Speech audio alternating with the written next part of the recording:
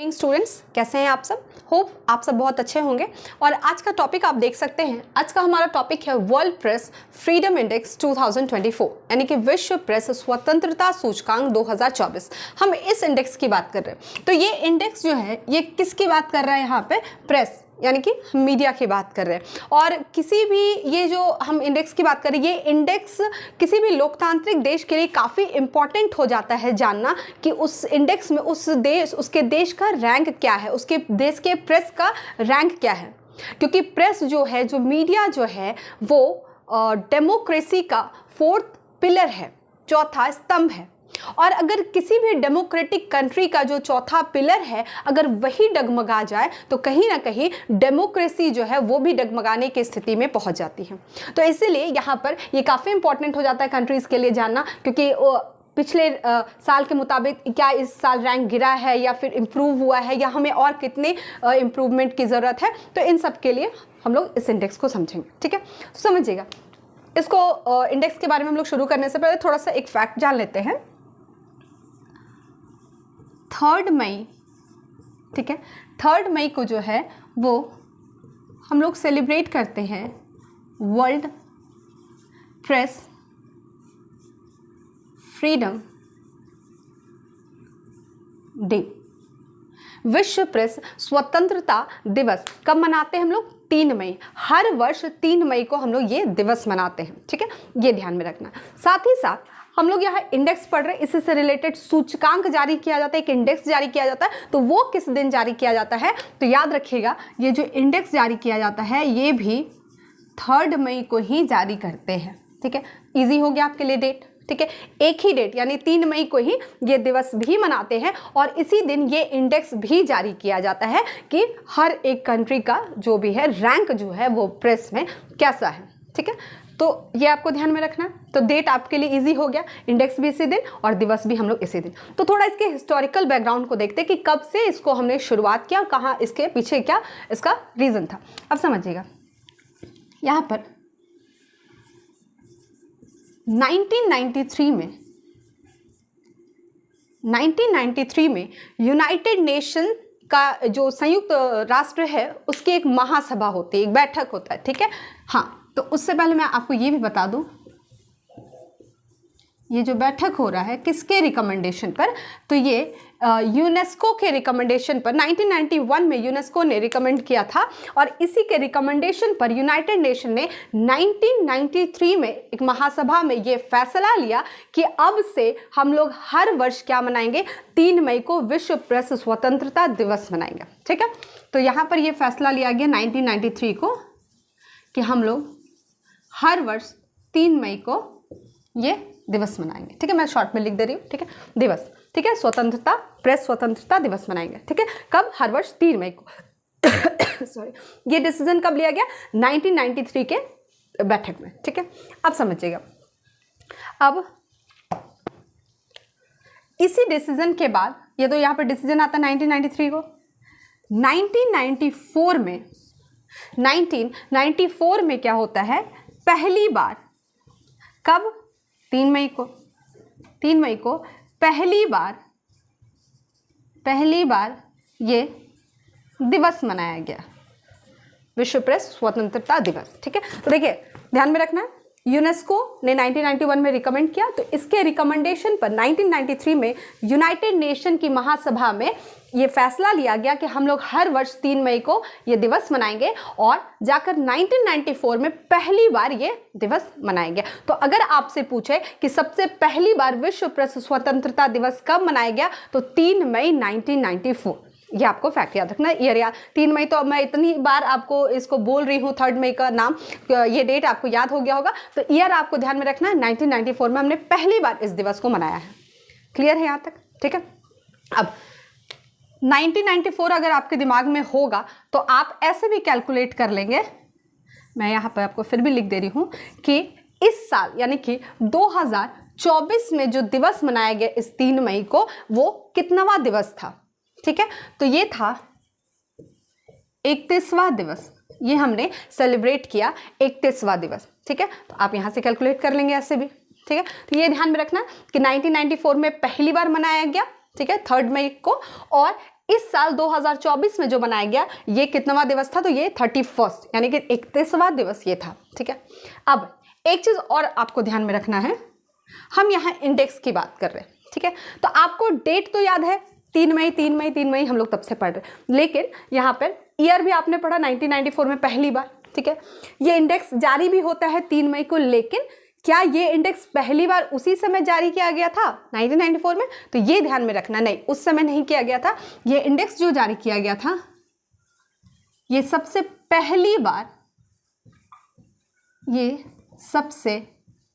पहली बार जो जारी किया गया था वो जारी किया गया था 2002 में। ठीक है, ये चीज आपको ध्यान रखना है। तो इतने सारे फैक्ट आपको दिमाग में रखने हैं। सबसे पहली बार 1994 में मनाया गया विश्व प्रेस स्वतंत्रता दिवस, और ये जो इंडेक्स जारी किया गया ये सबसे पहली बार 2002 में जारी किया, और इस साल हम जो दिवस है वो 31वां दिवस सेलिब्रेट कर रहे हैं, हमने सेलिब्रेट किया 3 मई को। क्लियर है यहाँ तक? ठीक है, इन सारी चीज़ों को ध्यान रखें। और एक चीज़ और बता दूं कि यहाँ पर ये जो इंडेक्स जारी कर रहे हैं और ये जो दिवस मना रहे हैं, तो सबसे पहला तो आपको ये ध्यान रखना, ये फैक्ट याद रखना है कि ये जो पूरा इंडेक्स है ये जारी कौन करता है। ठीक है, तो ये जारी करता है रिपोर्टर्स विदाउट बॉर्डर्स, इस नाम का संगठन है। ठीक है, रिपोर्टर्स विदाउट बॉर्डर्स नामक संगठन जो है वो वर्ल्ड प्रेस फ्रीडम इंडेक्स 2024 जारी करता है। इस बात को आपको याद रखना, ये काफ़ी इंपॉर्टेंट है, पूछता है, क्योंकि जब भी आप कोई इंडेक्स पढ़ते हैं ना तो वहाँ पूछता है कि वो इंडेक्स जारी कौन करता है, तो आपको ये तो याद रखना ही है। ठीक है, कि कौन जारी करता है, रिपोर्टर्स विदाउट बॉर्डर्स। देखिए, तो अगर आप थोड़ा सा भी ऐसे ही दिमाग लगाएंगे थोड़ा सा, कि प्रेस की बात की जा रही है और नाम भी देखिए कितना अच्छा है, रिपोर्टर्स विदाउट बॉर्डर्स। ठीक है, तो कहीं ना कहीं ये निष्पक्षता की भी बात कर रहा है, मतलब ये जो टर्म आपको ये संगठन का जो नाम दिख रहा है। ठीक है, ये याद रखना है। साथ ही साथ एक चीज़ और आपको याद रखना है, वो है थीम। थीम जो भी जब भी दिवस मनाते हैं हम लोग, ये विश्व प्रेस स्वतंत्रता दिवस, तो हर वर्ष उस दिवस के लिए अलग एक थीम होता है। ठीक है, आप पिछले ईयर का देखेंगे तो अलग थीम था, उससे पहले अलग थीम था, तो हर वर्ष एक थीम तय किया जाता है और उसी के आधार पर यहाँ पर लोग काम करते हैं। तो इस वर्ष का थीम आपको जानना है, तो इस वर्ष का थीम है a press for the planet,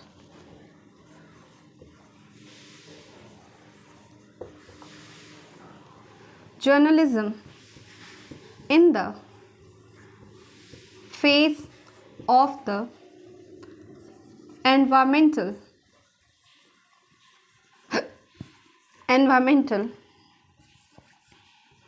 crisis। ठीक है, तो ये आपको थीम ध्यान में रखना है। A press for the planet, यानी कि ग्रह के लिए एक प्रेस, हिंदी में भी मैं बता देती हूँ, ग्रह के लिए एक प्रेस, पर्यावरण संकट के सामने पत्रकारिता। ठीक है, journalism in the face of the environmental crisis. ठीक है, तो थोड़ा लंबा है लेकिन ओवरऑल आपको दिमाग में रखना है ताकि आप ऑप्शन देख के क्लिक कर जाए, क्योंकि इतना लंबा रटने की जरूरत नहीं है। ठीक है, बस 4 बार आप उसको देख लेंगे तो दिमाग में सेट हो जाएगा। ठीक है, the a press for the planet, journalism in the face of the environmental crisis, तो ये थीम है आपका इस वर्ष का, यानी कि 2024 का थीम है। तो आपको थीम याद रखना है, आपको ये याद रखना है कि ये इंडेक्स जारी कौन कर रहा है, तो रिपोर्टर्स विदाउट बॉर्डर्स। ठीक है, इस साल जो दिवस मनाया हमने वो कितनावा दिवस था, तो आपको फैक्ट ध्यान में रखने, क्योंकि यहाँ पर आपको फैक्ट पूछेगा। ठीक है, चलिए इतना आई थिंक आपको क्लियर हो गया होगा। चलिए अब हम आगे बात करते हैं। सारी फैक्ट्स आप लिखते चलिएगा ताकि आपको चीज़ें याद हो जाए। अब हम लोग बात कर रहे हैं यहाँ पर इंडेक्स की। ठीक है, हम लोग बात कर रहे हैं इंडेक्स की, यानी कि मैंने क्या बोला कि यहाँ पर एक रैंक दिया जाता है हर एक कंट्री को कि वहाँ की मीडिया जो है वो कैसा काम कर रही है, उस आधार पर क्या मीडिया पक्षपातपूर्ण काम कर रही है या फिर मीडिया न्यूट्रल होकर काम कर रही है, तो उस आधार पर इनको रैंक दिया जाता है। तो ये जो रैंकिंग होती है वो होती है 180 देशों के मध्य। 180 कंट्रीज इसमें शामिल होते हैं, ठीक है, 180 कंट्रीज इसमें शामिल होते हैं और इन्हीं के मध्य इनको रैंक दिया जाता है कि आपका पायदान, आपकी जो देश की मीडिया है, आपके देश का जो प्रेस है, उसका पायदान कहाँ पर, किस रैंक पर है और उसमें सुधार की ज़रूरत है या नहीं है। क्लियर है? क्योंकि देखिए ये यहाँ पर अभी आप रैंक पढ़ेंगे तो उससे आपको एक अंदाज़ा लगेगा कि किस देश की मीडिया कितनी तटस्थ होकर काम कर रही है, कितनी न्यूट्रल होकर काम कर रही है और हम वहाँ पे हमारे देश को क्या करना चाहिए, क्या करना नहीं चाहिए, वो आप अभी रैंक देखकर डिसाइड करेंगे। ठीक है, अब समझिएगा, हम 180 कंट्रीज़ की बात कर रहे हैं तो इसमें से सबसे पहले तो आपको इस इंडेक्स का जो पहला रैंक होल्डर कंट्री है उसका नाम आपको याद रखना है। ठीक है, तो पहला कंट्री है नॉर्वे। मैं 1 लिख दे रही हूँ, आपको याद रखिएगा, फर्स्ट रैंक। ठीक है, फर्स्ट रैंक में कौन है? नॉर्वे। ठीक है, सेकंड है डेनमार्क और थर्ड जो है वो है स्वीडन। ये आपका थर्ड रैंक है। ठीक है, तो ये तीनों रैंक होल्डर्स हैं, first, second, third, Norway, Denmark and Sweden. ठीक है, तो आपको ऐसे भी अगर आप पिछले साल का इंडेक्स देखेंगे या फिर उससे पहले का भी, तो कहीं ना कहीं आपको यही 3 कंट्री जो है यही आगे पीछे दिखेंगे। ठीक है, ये हर साल रैंक होल्डर हो रहे हैं। ठीक है, तो आपको पहला रैंक तो एनी हाउ याद रखना है, नॉर्वे है। ठीक है, अगर आप तीनों याद रख पाए तो माशाल्लाह बहुत अच्छी बात है कि आप मान लो एग्जाम में आपको पूछ दिया। ठीक है, लेकिन फर्स्ट रैंक आपको याद रखना। ठीक है, नॉर्वे, उसके बाद डेनमार्क, उसके बाद स्वीडन। लेकिन उसके बाद भी जो सबसे इंपॉर्टेंट है वो आपको एक और याद रखना है, हम अपने कंट्री पर भी आएंगे। पहले आप याद रख लीजिए एरिट्रिया, जो सबसे लास्ट में है, तो आप कह सकते हैं 180वें पायदान पर है एरिट्रिया। ठीक है, तो ये आपको याद रखना है, लास्ट रैंक वाला कौन सा है? एरिट्रिया।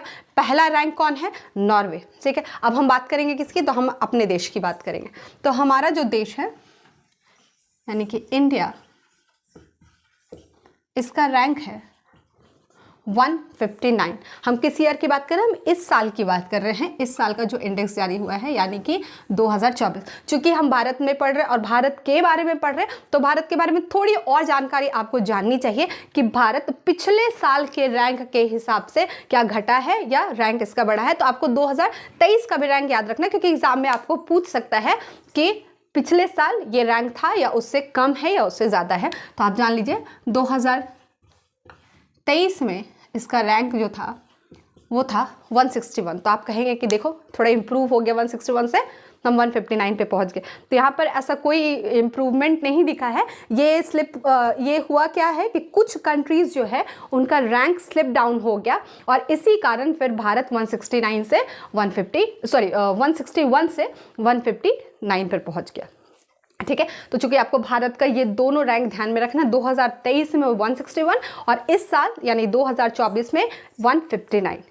ठीक है, तो आप देखिए भारत जैसा देश जो बहुत बड़ा लोकतांत्रिक देश है और इतने बड़े लोकतांत्रिक देश में मीडिया की हालत ऐसी है कि 180 देश में 159 रैंक, आप समझ रहे हैं, नथिंग, मतलब कुछ भी नहीं है। अगर अब मतलब 180 के तो काफ़ी करीब है और ये स्थिति इतनी ख़राब है कि भारत के मतलब हम लोग इतना एक्सपेक्टेशन रख सकते हैं कि भारत एटलीस्ट टॉप 10 में तो नाम आना ही चाहिए था। तो इससे एक पता चल रहा है कि भारत की मीडिया का रोल कैसा है, कि भारत की मीडिया जो है वो न्यूट्रल होकर काम नहीं कर रही है। क्योंकि देखिए मीडिया जो है वो जनता की आवाज़ है और अब क्या हो रहा है कि मीडिया जनता की आवाज़ ना बनकर वो नेता की आवाज़ बन जा रही है।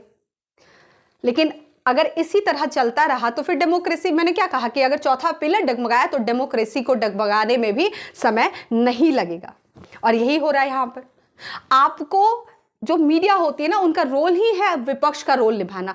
सरकार किसी की भी हो, आपको सवाल पूछना है। सवाल डजंट मीन कि चुटकुला टाइप सवाल, कि हमने कुछ भी पूछ दिया, हाँ चलो और हो गया सवाल। नहीं, आपको सरकार से पूछना होगा कि सरकार, आपने जो वादे किए थे, आपने जो मैनिफेस्टो में जो चीज़ें आपने मेंशन किया था, आपने कितने वादों को पूरा किया, और जो वादे पूरे नहीं हुए वो वादे क्यों नहीं पूरे हुए। तो ये क्यों हमेशा पूछना मीडिया का काम है, क्योंकि जनता डायरेक्टली उनसे इंटरैक्ट नहीं कर सकती है सरकार से, तो आपको जनता की आवाज़ बनकर वहाँ पर आपको सवाल पूछना है।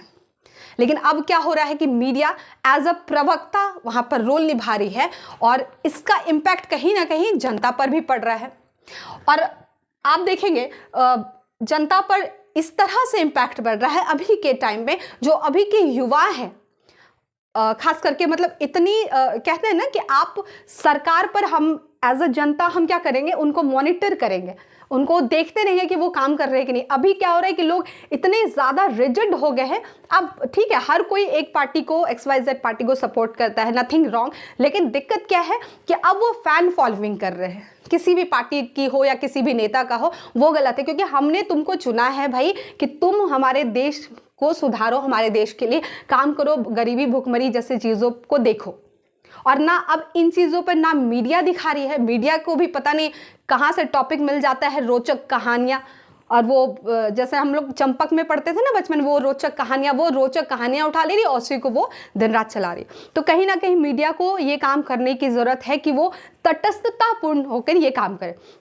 और ये जो रैंक है ये दिखा रहा है कि जो भारत की मीडिया में है, अगर आपने कुछ वर्ष पहले की चीज़ें देख रखी है तो आपको पता होगा कि यहाँ पर पत्रकारों के खिलाफ जो हिंसा हो रही है, पत्रकार जो है वो कहीं ना कहीं क्या कर रहे हैं, निष्पक्ष होकर काम ना करके वो पक्षपातपूर्ण काम कर रहे हैं। पेड मीडिया का न्यूज़ चल गया है, और इसी का इम्पैक्ट क्या हो रहा है, जनता पर पड़ रहा है, क्योंकि जनता तो दिन रात उसी चीज़ को देख रही है ना, तो वो भी तो वही समझेगी। तो एटलीस्ट मीडिया को यहाँ पर सुधार की बहुत ज़्यादा ज़रूरत है, क्योंकि हम एक लोकतांत्रिक देश है। अब आपको देख लीजिए, मैं बता दूँ हालात इंडिया के, कि भारत का रैंक आप देख रहे हैं 159। भारत से अच्छे हालात, मतलब हालात अच्छे तो नहीं बोल सकते, रैंक वाइज अगर हम बात करें तो भारत पाकिस्तान, श्रीलंका, तुर्की, इन सारे देशों से पीछे है।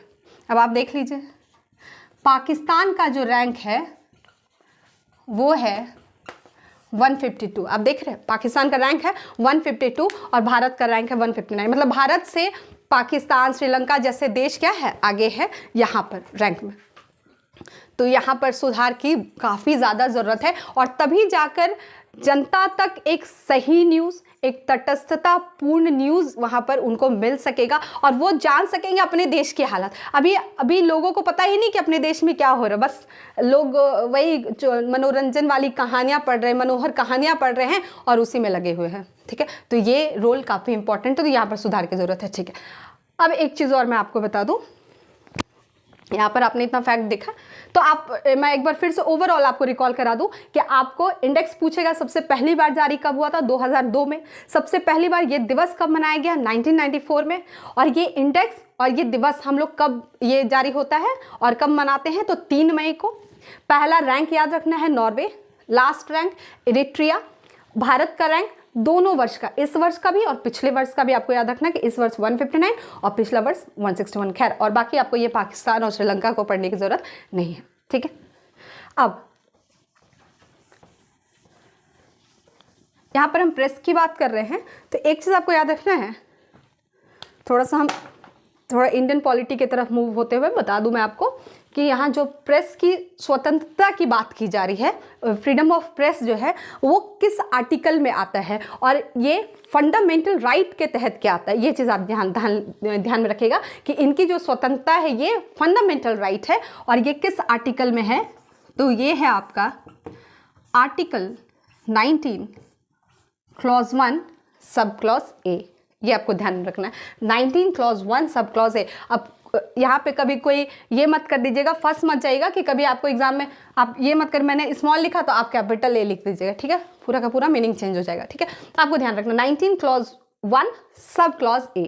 ठीक है, अब आप अगर पढ़ेंगे तो आपने देखा होगा कि यहाँ पर ऐसा कुछ लिखा नहीं है, प्रेस की आज़ादी के बारे में यहाँ कुछ मेंशन नहीं किया गया। और आपको पता है कि कॉन्स्टिट्यूशन का व्याख्या कौन करता है? तो सुप्रीम कोर्ट समय समय पर वो करता रहा है।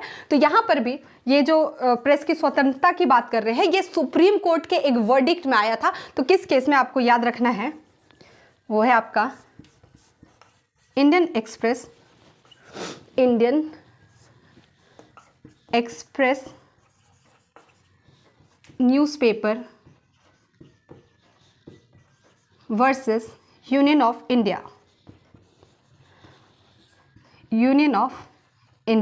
ठीक है, ये केस हुआ था Indian express newspaper versus union of India, और इसी में सुप्रीम कोर्ट ने वर्डिक्ट दिया कि प्रेस की आज़ादी जो है वो 19 क्लॉज 1 सब क्लॉज ए, क्योंकि देखिए हमारा 6 फंडामेंटल राइट है, जिसमें से 19 का जो फंडामेंटल राइट है जो हमारा, उसमें पहला ये दिया गया है 19 क्लॉज 1 सब क्लॉज ए में। ठीक है, तो ये आपको ध्यान रखना, क्योंकि 90 इसमें दिया हुआ क्या है? इसमें दिया है कि आपको right to freedom of speech and expression, आपको बोलने की और आपको अभिव्यक्त यानी कि एक्सप्रेस करने की आज़ादी दी गई। तो ये काम मीडिया का भी होता है। लोग एक्सप्रेस कैसे करते हैं या बोलते कैसे? कोई कार्टून बनाकर, कोई मीडिया के थ्रू, कोई सोशल मीडिया। तो ये सारा चीज़ यहाँ पर बोला गया है कि ये मीडिया से रिलेटेड है, ये मीडिया का भी ये आज़ादी है, इसलिए इनकी आज़ादी को फंडामेंटल राइट के तहत यहाँ पर दिया गया इस केस में। ये आपको ध्यान में रखना है। ठीक है, तो चलिए यहाँ तक आपको ये सारे फैक्ट्स दिमाग में रखने हैं कि क्या क्या, कहाँ कहाँ, कौन कौन सा रैंक वैंक आपको याद रखना है, इंडेक्स जारी कौन करता है वो भी याद रखना। ठीक है, चलिए फिर नेक्स्ट क्लास में मिलते हैं कुछ नए टॉपिक के साथ। तब तक के लिए thank you, have a nice day.